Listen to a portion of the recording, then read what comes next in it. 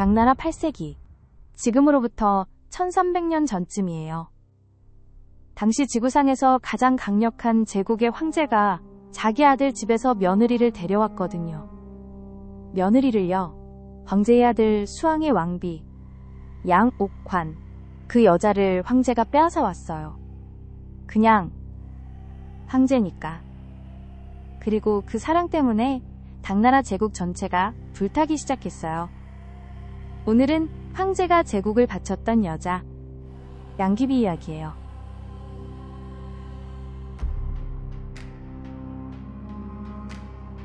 먼저 황제 이야기를 해야 해요.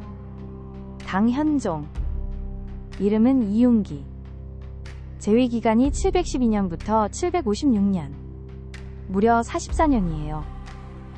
현종이 다스리던 시절 전반기를 개원성세라고 부르거든요. 개원은 연호이고 성세는 말 그대로 전성시대예요.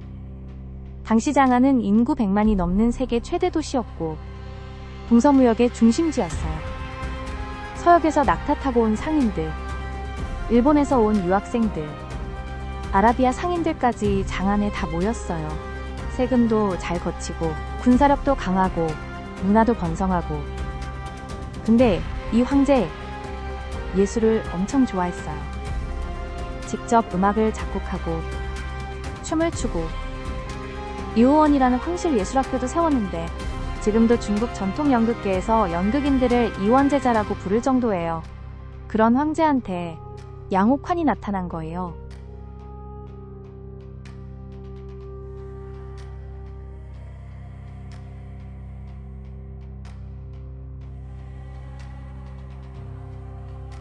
양옥환은 719년생이에요. 현종보다 34살 어리거든요. 그녀는 당나라 관료 집안 출신으로 어릴 때부터 음악과 춤에 재능이 있었대요. 특히 비파 연주와 무용, 그리고 현종의 18번째 아들 수왕 이모의 왕비가 됐어요. 737년에 양옥환이 17살 때였죠. 그런데 그 해에 현종이 가장 사랑하던 무회비가 세상을 떠나요. 현종이 엄청 슬펐대요. 신하들이 후궁을 구했는데 아무도 황제 마음에 들지 않았어요. 그러다 누군가가 귓속말로 얘기했겠죠. 폐하, 수왕비가 절세미인이랍니다.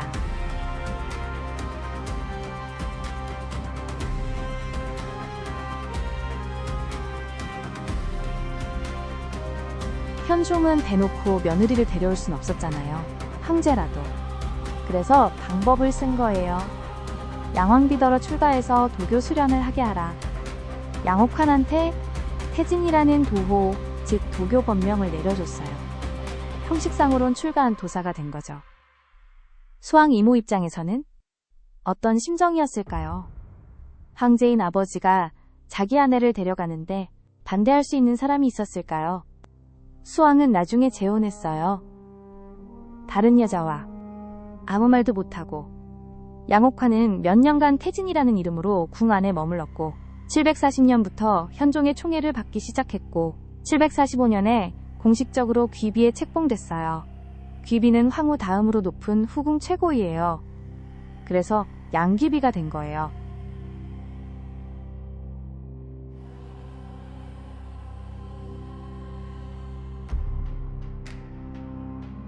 백거이라는 시인이 있어요.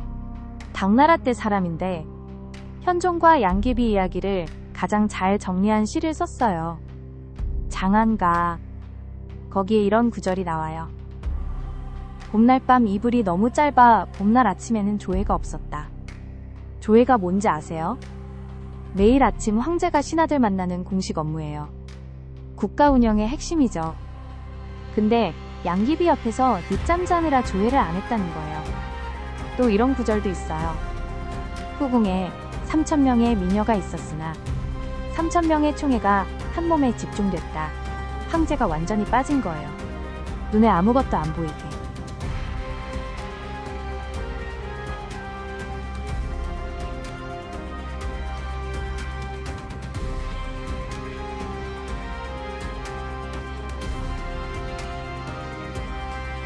현종은 양귀비를 위해 화천궁을 지었어요.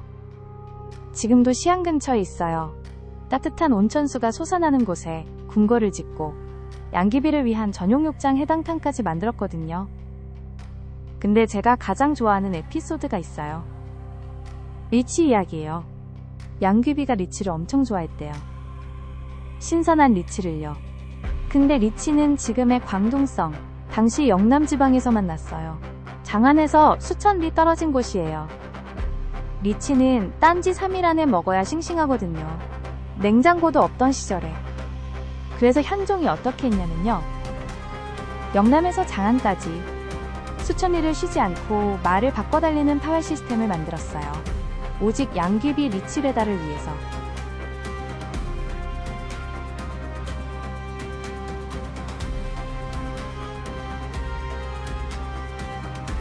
당나라 시인 두목이 이걸 시로 남겼어요. 한 기병이 붉은 먼지를 일으키며 달려오자 귀비가 웃었다. 아무도 리치인 줄 몰랐다. 생각해보세요. 저 멀리서 말 한 마리가 먼지를 일으키며 달려와요. 국가 비상사태인 줄 알았는데 뚜껑을 열어보니까 리치예요. 리치 한 알 때문에 수천 리를 달려온 기병. 그걸 받아들고 웃는 양귀비. 낭만적이기도 하고 동시에 좀 섬뜩하기도 하잖아요.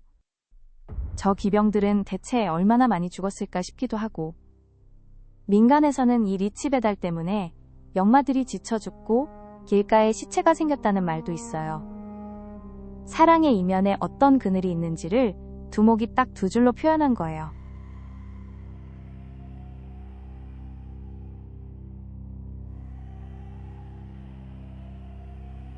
이제 분위기가 좀 달라져요. 양귀비가 총애를 받으니까 양씨 집안이 통째로 올라와요. 양귀비의 새언니들은 한국, 굉국, 진국 부인으로 봉해졌어요. 국부인 자리가 3개나 양씨 집안으로 간 거예요. 그리고 양귀비의 사촌오빠 양국충이 재상 자리까지 올라가요. 문제는 이 사람이 정말 무능하고 부패했어요. 재상이면 나라를 다스리는 최고의 신하인데 양귀비 뒤만 믿고 백성들 수탈하고 뇌물을 받고 정치를 엉망으로 만들었어요. 현명한 재산 이인보가 죽고 양국충이 그 자리를 차지한 거거든요. 당나라가 흔들리기 시작해요. 그리고 이 시기에 아주 이상한 관계가 하나 더 생겨요.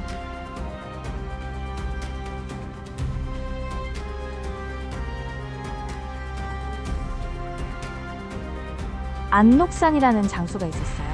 소그드게와 튀르크게 혼혈이었고 뚱뚱하고 키가 컸대요. 당나라 북방 변경을 지키는 절도사였는데 세계 지역의 절도사를 겸임하고 있었어요. 당나라 전체 군사력의 상당 부분을 이 사람이 쥐고 있었던 거예요. 근데 이 사람이 현종 앞에서 재롱을 잘 피웠대요. 뚱뚱한 몸으로 춤도 추고 우스운 말도 잘해서 현종이 매우 좋아했어요. 그리고 충격적인 게요. 양귀비가 안록산을 양아들로 삼았어요. 당시 관습에 그런 게 있긴 했어요. 양어머니 양아들 관계. 근데 안록산은 양귀비보다 16살이나 많았거든요. 양어머니가 양귀비이고 황제는 그냥 웃으면서 봤어요. 이게 어떤 관계였는지에 대해서는 역사가들이 지금도 의견이 달라요. 진짜 친밀한 관계였는지 그냥 정치적 쇼였는지. 어쨌든 안록산은 황실의 신뢰를 받았고 군사력을 계속 키웠어요.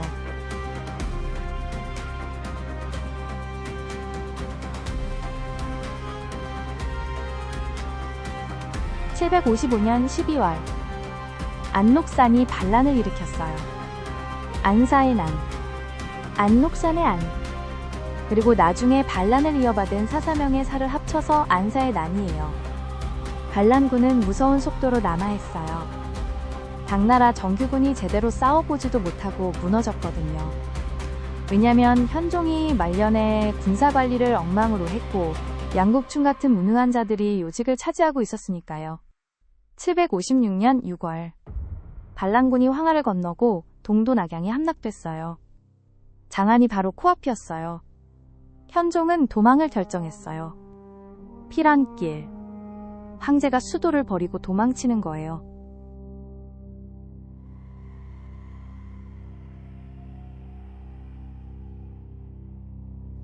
(756년 7월 14일) 새벽 현종은 측근들과 양귀비, 양국충 일행만 데리고 장안을 몰래 빠져나갔어요. 백성들은 몰랐어요. 황제가 도망치는 줄. 일행은 서쪽으로 향했어요. 사천지방으로 피랑 가려던 거예요. 하루를 달려 마회역에 도착했어요. 지금의 섬서성 흥평 근처예요. 군사들이 지쳐 있었고 먹을 것도 부족했고 분위기가 험악했어요. 그리고 그 자리에서 폭발이 일어났어요.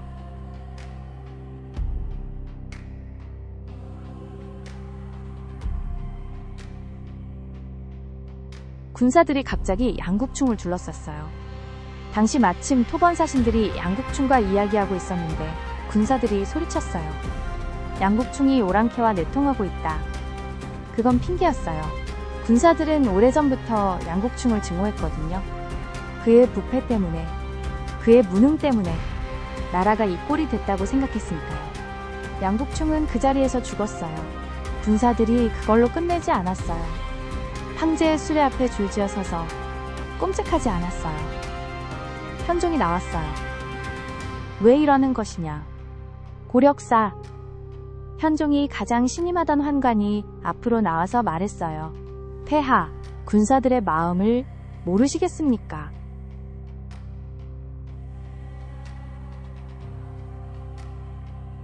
고력사가 조심스럽게 말했어요. 귀비는 오랫동안 황궁에 있었고 안록상과의 관계도 군사들의 마음이 편치 않습니다. 현종은 오랫동안 아무 말도 하지 않았대요. 양귀비를 살리려 했어요. 몇 번이나 다른 방법을 생각했어요. 출가를 시켜서 살리자. 비구니로 만들자. 다른 곳에 두자. 하지만 군사들은 물러서지 않았어요. 신하들도 말했어요. 귀비가 살아있는 한 군사들은 움직이지 않을 것입니다. 제국을 구하거나 양귀비를 구하거나. 현종은 천자였어요. 제국의 황제였어요. 결국 현종이 고개를 떨걸어요.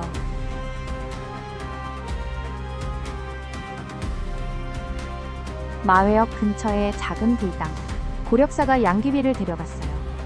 양귀비는 알고 있었을 거예요. 38세였어요.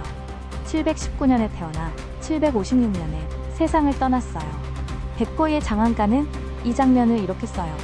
구름 같은 머리, 꽃 같은 얼굴. 금비녀가 흔들렸다. 황제는 얼굴을 가리고 어찌할 수 없었다. 돌아보니 피와 눈물이 함께 흘렀다. 군사들 앞에서 황제가 얼굴을 가렸어요. 볼 수가 없었던 거예요. 흰 명주로 목을 맸대요. 대신 고력사가 돌아와 복명했고 군사들은 그제야 움직였어요.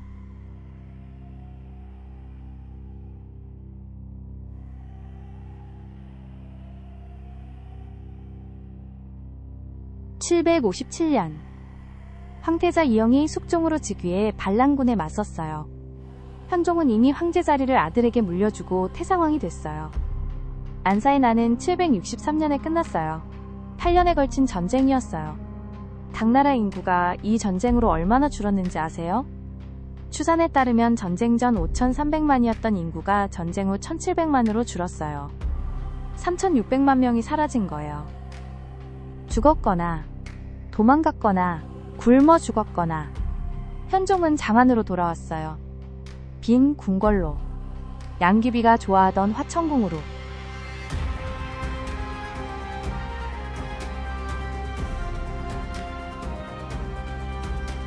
태상왕이 된 현종은 한 구석에서 여생을 보냈어요. 화천궁의 해당탕에는 아무도 들어가지 않았어요. 양귀비가 타던 비파가 그대로 있었어요. 현종은 화가를 불러 양귀비의 초상화를 그리게 했어요. 매일 그 초상화 앞에 앉아 있었대요. 762년 현종이 세상을 떠났어요. 78세였어요. 양귀비가 죽은 지 6년 후였어요. 마지막까지 그 초상화 곁에 있었다고 해요. 백과이가 806년에 장안가를 썼어요. 현종과 양귀비가 죽고 50년쯤 지난 후에요. 마지막 구절이에요. 전장지고 있으신 자암면면무절기. 하늘은 오래 살기 어렵고 땅도 오래 가기 어렵다. 이 하는 끝이 없어 길이 이어지리라. 장한가, 장한가. 긴 한의 노래예요. 후회인지 슬픔인지 아니면 두 사람의 사랑에 대한 이야기인지 백거이도 딱 잘라 말하지 않았어요. 그냥 이 한은 끝나지 않는다고만 했어요.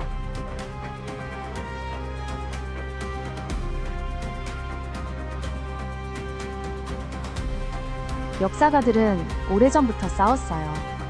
양귀비 때문에 당나라가 망했냐 아니냐. 전통적 시각은 양귀비를 경국지색이라고 했어요. 나라를 기울게 한 미색. 근데 현대 역사가들은 좀 달리 봐요. 안사의 난의 원인은 훨씬 구조적이었거든요. 현종 후반기의 정치방만, 절도사 시스템의 모순, 군사력 분산, 재정 문제. 양귀비가 없었어도 당나라는 흔들렸을 거예요.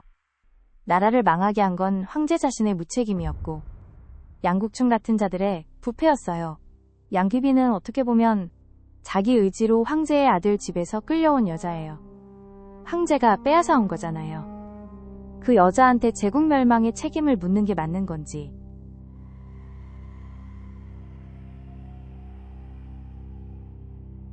(1300년이) 지난 지금도요. 시안 근처 마회역 자리에 가면 양귀비의 무덤이 있어요. 관광객들이 찾아가요. 그리고 중국에서 리치를 먹을 때마다 두목의 시가 떠오른다는 사람들이 있어요. 한 기병이 먼지를 일으키며 달려와요. 귀비가 웃어요. 아무도 리치인 줄 몰랐어요. 그 웃음이 얼마나 오래 갔는지는 역사가 알고 있어요.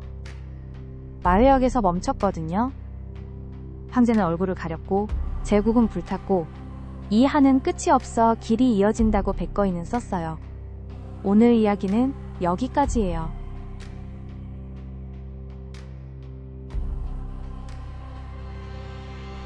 양귀비와 현종 이야기 어떠셨어요? 이 이야기가 1300년 동안 계속 전해지는 데는 이유가 있겠죠. 사랑과 권력, 책임과 비극이 다 들어있으니까요. 다음 에피소드에서는 또 다른 이야기로 찾아올게요. 구독하시고 다음에 또 만나요.